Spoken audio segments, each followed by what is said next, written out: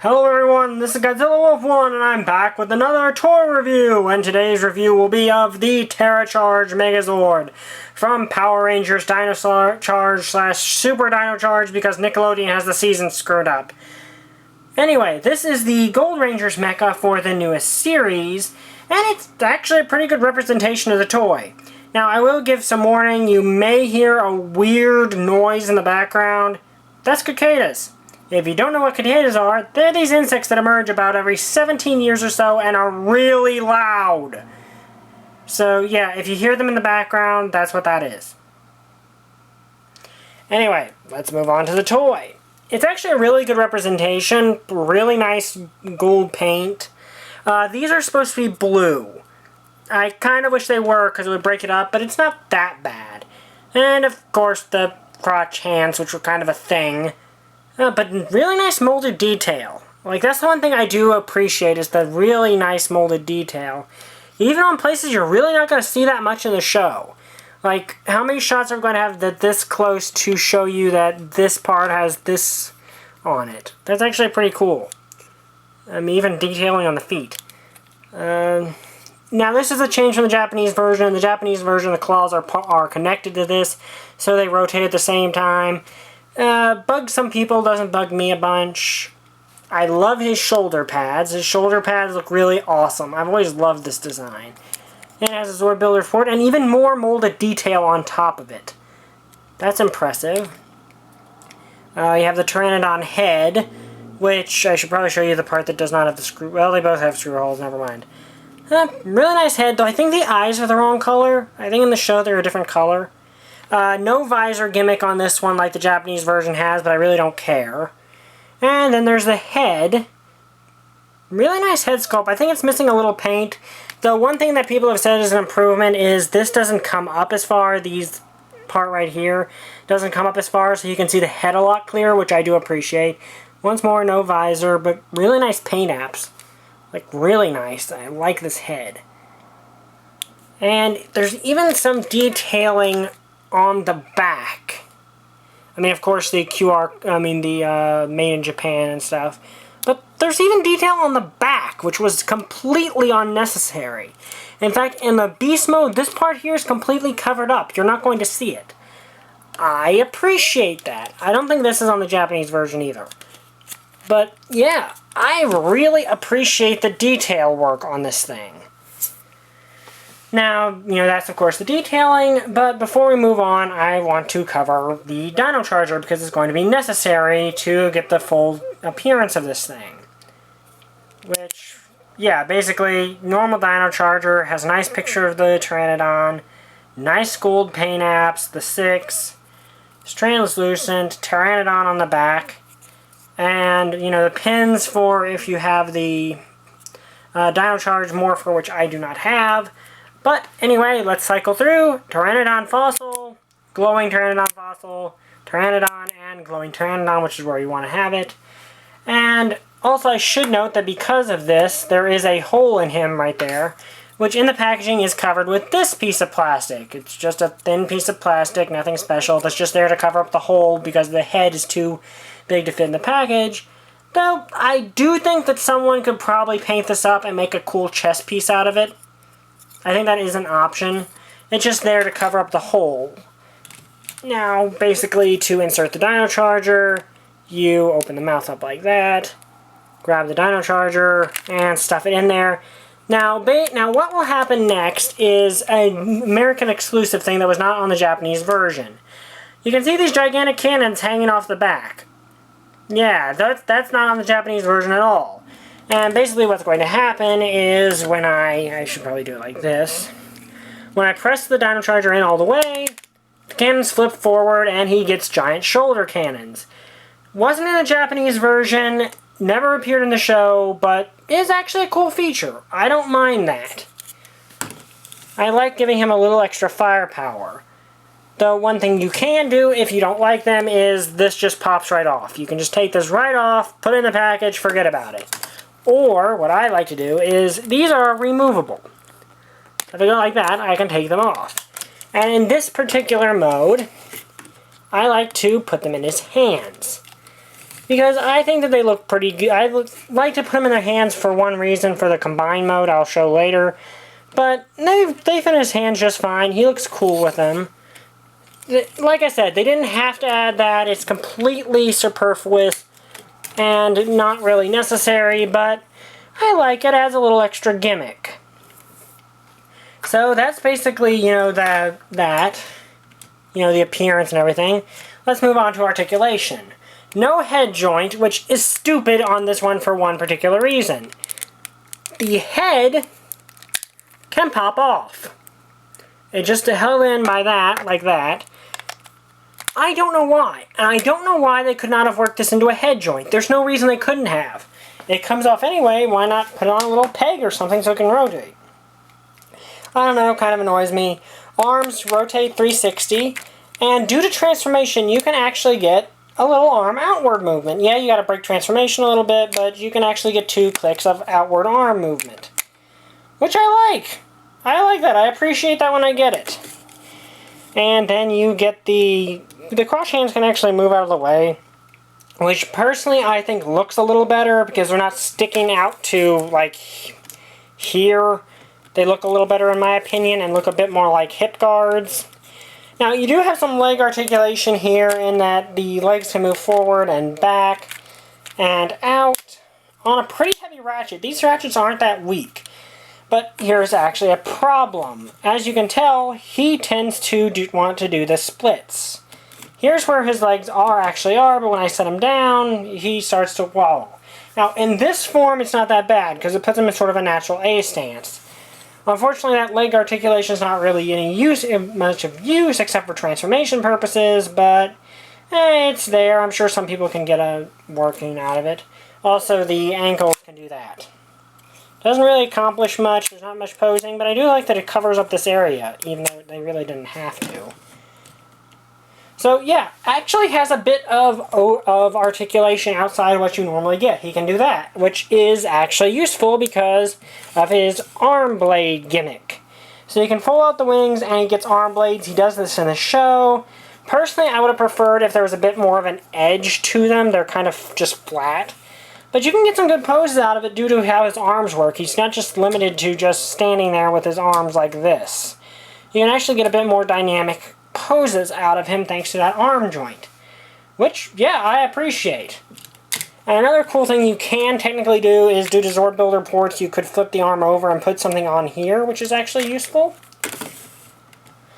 Alright, now, really quick size comparison because it's the last thing I need to show off in this form. He and the Dino Charge Megazord are about the same size. Dino Charge Megazord seems to be just a little bit bigger, but they scale pretty well with each other. I like that. Now, of course, there is another mode here that you can do, and you do that by folding up this and then folding the arms up like this. Now, this would be the part where I'd put them in Western formation if I actually had them. I do not. So we're just going to take off Dino Charge Megazord's arms here for a bit and use those instead. And here's actually one thing I like. You know how they made it so that these could not rotate over like they could before? Like normally they'd be back here on the Japanese version, but they're stuck here. You'd think that'd be an issue, but it's not because there's actually holes here for it. I appreciate that. So, and this is another thing I appreciate because I love it when the Six Rangers mecha can do this. Where you can basically get a third mode that basically uses this in place of the main mecha. Which I appreciate, and it looks pretty cool. Now, some people don't like the big shoulders. The one advantage this has over the Japanese version, I think, I'm not sure, is you can actually remove this extra shoulder bit if you want to. It's on a Zord Builder port. And this is where I like to have the cannons out, because it kind of gives a bit more of a change on the upper body. I prefer to have him hold the cannons in his default alone mode, and then in this mode have them deployed like that. But that's just me. Now here's where the big problem with the legs that I have. I'm not sure if everyone is like this, but I have heard some other people complain about the legs. As you can tell, this is where they want to be due to the ratchet. That's where they end up due to the weight of the arms. Something is wrong with these joints that makes them incredibly difficult to keep sturdy. And that's not even the worst issue. He can handle having one arm out like that most of the time. Come on, I know you can stand like that. Yeah. But as you can tell, he is barely standing. If I put the slightest amount of force, he starts to topple over. Even if I move his arm one click forward, he starts to go over. These legs... Okay, let me show you here. He has two thin struts here. Basically, he's got heels. That is not good for stability. That is my one big complaint about him. The only time you can actually have him holding both arms in any sort of pose is to put one arm straight up and one arm like that. I don't like that. That is a genuine complaint I have about this guy, is they did not think the legs through. It looks awesome. Like, this mode looks really cool. I like this mode. I don't like that he can barely stand. Once more, that could just be mine. I don't know. Just kind of a beware. I've heard a lot of people complain about the legs on this one. But anyway, let's take his arms off, which I gotta do off screen because they are kind of sturdy, which I do like. I do appreciate that they're sturdy. But let's get him into Pteranodon Mode now, which is accomplished by folding his faceplate shut. Folding up this, and then basically you want his arms in this configuration, and you want to rip him in half. Just like that. Just held in by these pegs, which I have heard some people on the Japanese version breaking, and apparently these are better than the Japanese version. But turn them so that the legs are pointing towards the back, flip the legs down, and fold, and on these you want to fold out the wings to their full length, which is easy enough to do, just like you would normally, and just link them together right here. Make sure that the wings peg into those holes like that. And then come under here, and right here you pull this out and pull this down, and that's need to be done for stability reasons. And there you have the Pterazord, which I'm going to write down. Got this little bit of right here, but it's actually an impressive size. Like, from the top and from... There's not much new here, there's nothing new exposed, but... He's actually got some impressive size on him. That's actually a really big wing spread. Really impressive. Very nice stability, but zero articulation. Like, he looks really cool. I do like this mode. Just no articulation, period. You can kind of cheat the joints that are in the hips here and the wings here to get a little bit out of it, but not really. And of course, you know, the cannons work exact same way that they do in Beast Mode. You don't have to take the cannons off for any mode, which is really nice. But, yeah, nice design. You can kind of see the this part a little better now. Head is just the same as it was in Beast Mode. Nothing really new about it. You can move these up and down. They don't really do anything. But overall, nice Pteranodon Mode. Really big, really cool. I like it. Now, like any Six Rangers mecha, of course, you can combine him with the Dino Charge Megazord, which, let me pop his arms back on really quickly, is a really simple combination.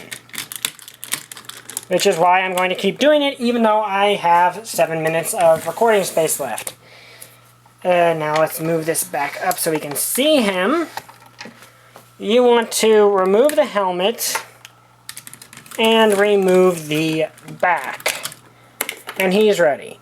Then you grab this guy, and this is a change from the Japanese version. You put the helmet on here because in the Japanese version it's stored in the tail. And then you take this tail piece, have it fold out like this, and it tabs right in right there.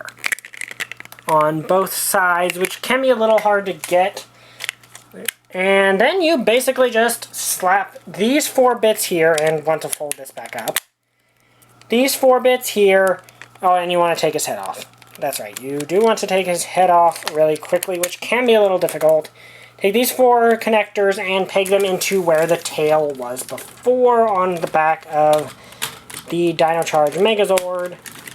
It's actually a fairly sturdy connection. I was surprised by that. Then let's move him back here. Then you take the helmet and just tab it in. There's a tab on the roof of the Pteranodon's mouth that tabs right into the top of his head, which can be a little difficult to line up, and then you just open the mouth up to completely make it a helmet, and there you have the Dino Charge Megazord Terra formation, I think it's called. In the Japanese version, this was Terra Raiden Kiryujin, which Raiden is the Japanese god of thunder, which I think is a more epic name. Like, I like that name better. But I do like this form. It's very simple. It's just a wing pack, but I have a weakness for mecha that get an upgrade that gives them wings. Sue me. Not really, because there's really nothing to sue me about there, but you get the point. But yeah, and here's an improvement over the Japanese version. In the Japanese version, you had to stick this on and it's folded out component, and it stuck out to like here. So this is much more streamlined. In fact, if I turn this right here, it basically goes with the curvature of everything else here. This is a good upgrade. I like this upgrade. Thank you, Bandai of America, for doing that, because it really makes this a lot better. If I had one complaint about this whole thing, which is going to be very hard to show you, it's kind of hard to see the face in there from a distance. They probably could have done a little more with the helmet. That's something I do wish they'd done. I mean, it's not a bad helmet. I kind of had to reposition myself there.